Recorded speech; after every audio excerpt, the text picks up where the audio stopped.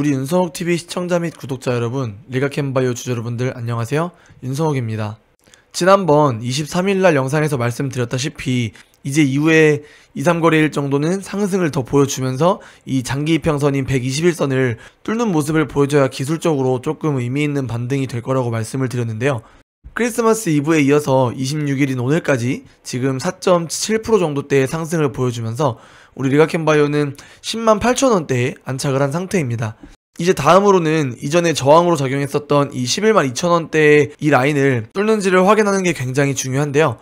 기술적으로는 그렇지만 사실상 거래대금이 크게 실리지 않은 그러한 상승이기 때문에 큰 의미는 없습니다. 오늘 특별한 이슈도 없이 이렇게 올라가고 있는 거 알고 계시죠? 사실 국내 증시 같은 경우에는 금일 12월 26일이 이제 대주주 양도세 부과기준 확정일인 만큼 오늘까지는 크게 매수세가 제한될 가능성이 큰 와중에도 그래도 낮은 거래대금이지만 의미있는 상승을 조금 보여줘서 기분 좋게 연말을 맞이할 수 있을 것 같습니다.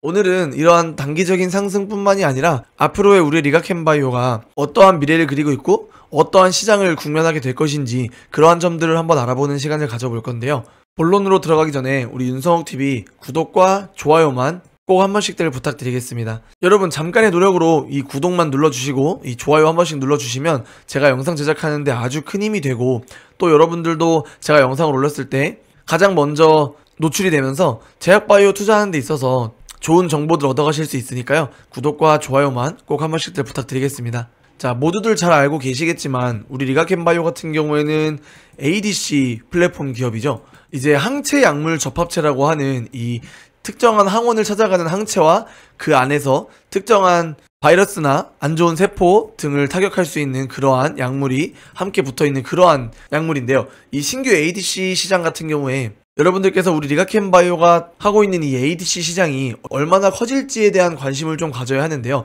보통 신규 ADC 임상실험량을 보시면 2020년도에 100건이었던 임상실험 횟수가 2022년에는 340건까지 2년 사이에 약 3배 정도 시장이 늘어났는데요. 그 임상시험의 단위뿐만이 아니라 글로벌 ADC 시장의 규모 자체도 금액적으로 보시면 2023년도에 116억 달러였던 그러한 글로벌 ADC 시장이 2033년에는 총 286억 달러 정도가 되는 이렇게 또 3배에 가까운 그 정도로 시장이 클 거라고 전망을 보고 있는데요. 다음을 한번 보시면 ADC라는 이 항체약물 접합체를 통해서 다양한 고형암들이 치료가 될 가능성이 보이다 보니까 글로벌 빅파마들도 이 ADC에 관심을 가질 수밖에 없고 해당 부분에 있어서 진출을 가속화하고 있습니다. 그래서 수요는 계속 커지고 있어요. 아까 말씀드렸다시피 2033년까지 300억 달러 규모의 그 정도 시장이 될 예정인데 지금 2022년도부터 2023년도까지만 해도 ADC 기술 이전 등이 이렇게 다양하게 일어나고 있습니다. 여러분들 많이 들어본 머크,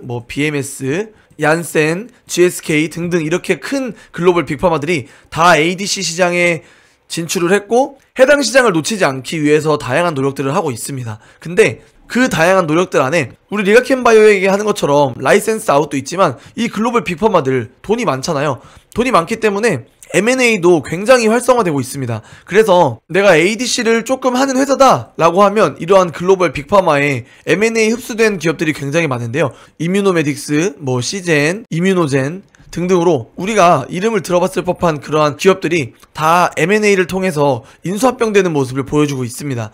그러다 보니까 글로벌 시장에서 이 ADC 기술에 대한 수요는 계속 늘어나고 있는데 오히려 공급은 다 각자 M&A를 통해서 본인들이 개별적으로 가져가다 보니까 공급은 줄어들고 있습니다. 그래서 이렇게 ADC 기술이 있는 기업들을 자체적으로 M&A를 하지 않은 곳들에 있어서는 기술 계약을 할 만한 회사가 많이 없어요. 그런 사이에서 우리 리가캠바이오는 특히 ADC 내에서도 또 굉장한 기술력을 보유하고 있고 그 기술력을 세계적으로 인정을 받고 있기 때문에 다양한 빅파마들이 우리 리가캠바이오에게 많은 러브콜을 보낼 수밖에 없고 그래서 지금까지 이렇게 수많은 라이센스 아웃을 해낼 수 있던 거예요. 이걸 다시 한번 요약을 해드리자라고 하면 결국 ADC에 대한 수요는 증가를 하는데 공급은 M&A 등을 통해서 감소를 하고 있어요.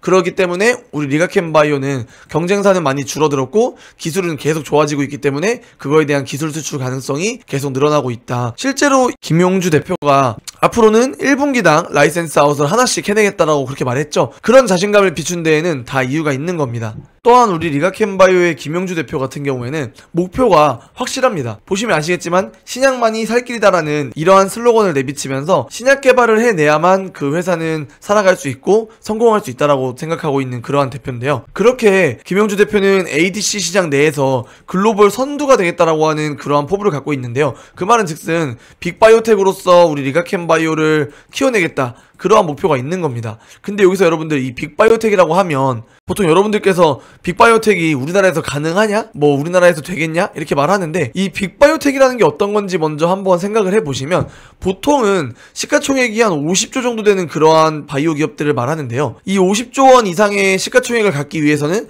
매출이 한 3조 원 이상이 꾸준하게 나와야 되고, 이 매출이 3조 원대가 나오기 위해서는 우리가 흔히 말하는 블록버스터급 약물이라고 하죠. 1조 이상의 매출을 가져와주는 그러한 블록버스터 약물이 2개 이상 있어야 합니다. 그러면서 수조 원대의 자금을 들고 있어야 하고 흑자는 1, 2조대를 만들어내야겠죠? 근데 이러한 빅바이오텍이 돼야 하는 이유가 뭐냐 하면, 빅바이오텍이 되는 게 목표가 아니라 빅바이오텍이 되고 난 이후에는 보통 회사에서 수천억 원대의 현금 흐름을 가지기 때문에 그러한 기업은 마음 놓고 실패를 할 수 있는 그러한 여건이 됩니다. 여러분들 많이들 실패는 성공의 어머니라는 말 하죠. 그런 것처럼 애초에 제약바이오 회사들은 계속된 이 연구개발을 통해서 꾸준하게 계속 신약을 만들어내고 새로운 기술을 가져야 되고 해야만 계속 발전해 나가고 상승을 이어나갈 수 있는데, 그러려면 결국은 돈이 필요하잖아요.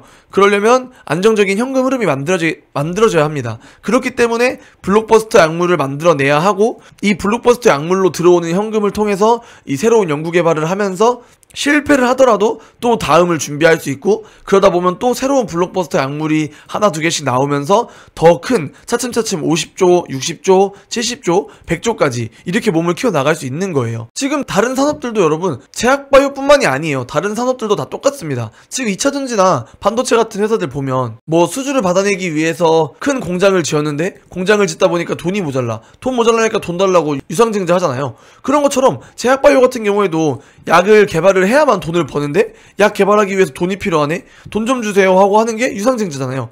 근데 우리 리가켐바이오는 그렇게 하지 않아도 돼요. 우리 리가켐바이오 같은 경우에는 오리온이 대주주를 인수해 가면서 현금 흐름 또한 굉장히 안정적이어졌습니다. 보시면 지분 25%가량을 인수를 하면서 그 대금으로 5,500억 원 가까운 돈이 납입이 되면서 이 돈을 가지고 보다 장기적인 측면에서 그룹의 지속 성장을 위한 사업 포트폴리오를 완성하게 됐다라고 회사 측에서 설명을 했습니다. 실제 유동자산을 한번 보시면 2024년 9월 기준으로 지금 5,600억 원 정도가 만들어져 있는데요. 이제 내년에 받게 될 얀센의 기술료까지 더하면 약 1조 원의 자금을 확보를 한 상태입니다. 보통 1년에 1,000억 원대 정도를 연구개발 비용으로 사용을 하고 있다 보니까 넉넉 잡아서 7년 정도를 연구개발에 집중할 수 있는 그러한 자금을 확보하게 된 건데요. 말씀드렸던 것처럼 우리 주주들을 불안하게 만들 일도 없어요.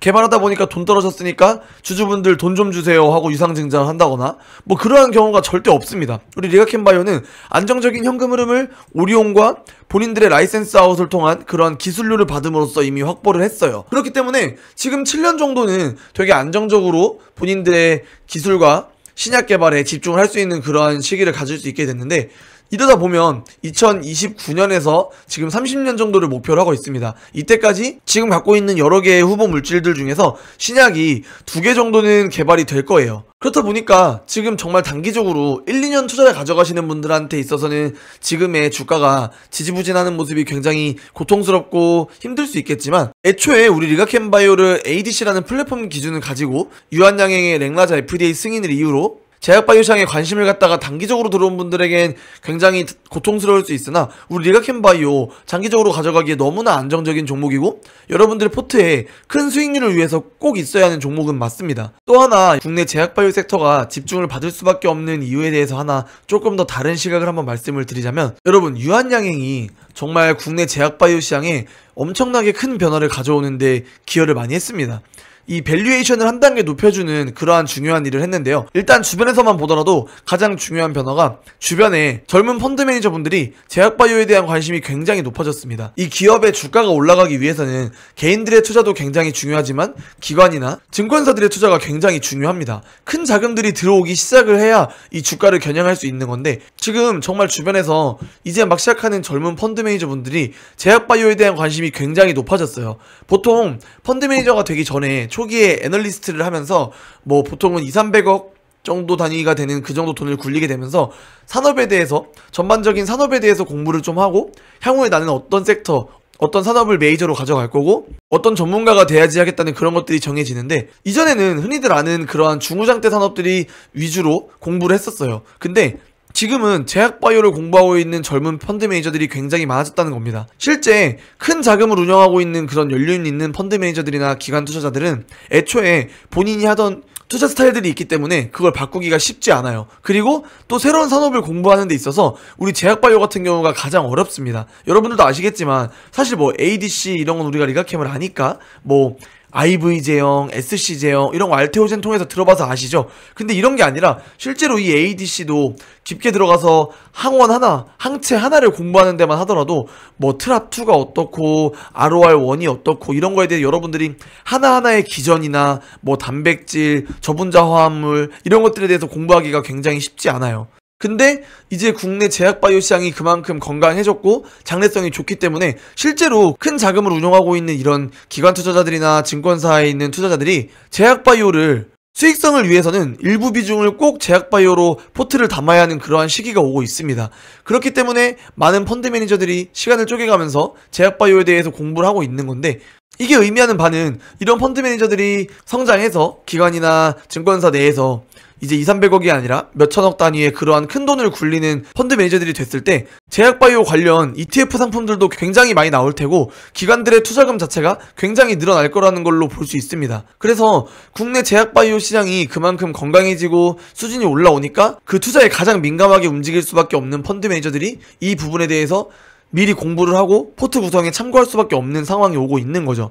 여러분들 직접 찾아보시면 알 거예요. 요즘 들어서 여러분들도 제약바이오 투자에 관심이 있다라고 하시면 아시겠지만 뭐 엄민용 전문가님, 뭐 강하나 전문가님 등등으로 그렇게 갑자기 1~2년 사이에 제약바이오 전문가다 하면서 나오는 전문가들이 굉장히 많아졌어요. 이전에는 제약바이오 전문가를 취급을 안 했습니다. 제약바이오는 그냥 소액으로 되게 공격성이 높은, 그렇게 좀 공격적인 투자하시는 분들이 한 방을 노리고 들어가는 그런 투자라고 치부했기 때문에 이러한 큰 자금을 운용하는 사람들은 제약바이오를 투자하는 데 있어서 국내 제약바이오가 안전한 종목이 아니었습니다. 근데 이제는 국내 제약바이오가 굉장히 질이 많이 개선이 되면서 이러한 투자에 관심을 갖게 되고 모든 펀드 매니저들이 제약바이오를 관심 갖고 공부할 수밖에 없는 상황이 됐습니다. 그렇기 때문에 여러분들 우리 제약바이오 시장 앞으로 굉장히 좋아질 거고 그 안에서의 건강한 개별 기업들 있잖아요. 우리 리가캠바이오도 그 부분을 되게 선도하는 좋은 기업 중에 하나죠. ADC 플랫폼에 있어서 세계적인 기술을 갖고 있는 우리 리가캠바이오도 앞으로 꾸준하게 연구개발을 하는 그런 시간을 가지면서 하나씩 후보물질들이 또 라이센스 아웃이 나오고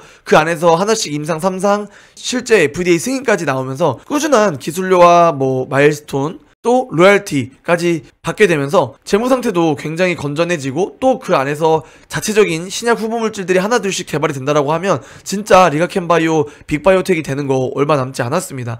지금 너무 안정적인 현금 흐름이 잘 만들어져 있고 여러 관계자분들이 열심히 연구개발해서 실제로 잘 만들어내기만 한다라고 하면 리가캠바이오 지금 시총 50조, 60조 되는 거 정말 얼마 남지 않았습니다, 여러분들. 주식은 항상 선반영이잖아요. 지금 29년, 30년까지 선반영 시키진 않았어요. 지금 아까 말씀드렸다시피 현재 애널리스트들이나 펀드 매니저의 수준이 국내 제약바이오들의 제대로 된 적정 가치를 매기기에는 그 수준이 아직 올라오지 않았습니다. 그렇기 때문에 많은 펀드 매니저들이 제대로 공부를 하고 이 할인율이 점점 줄어들 거예요. 이 기업이 정말 생각보다 안정적인 기업이고 꾸준하게 돈을 잘 벌어올 기업들이다 하면서 또 목표 주가 상향시키는 그런 리포트들이 계속 나오다 보고 그들의 자금이 실제 이 종목에 들어오다 보면 주가 올라가는 거 정말 금방입니다, 여러분. 지금 리가캠바이오 목표가 뭐 한 18만원 정도 보고 있는데 지금 이것도 굉장히 싼 금액이에요. 근데 28만원을 목표로 하고 있는데 9만원 초반대에서 11만원대까지 그리는 이 박스권 여러분들 추가로 담기에 너무 좋은 구간이고요. 이렇게 하루에 등락에 크게 움직이지 않으셔도 됩니다, 여러분.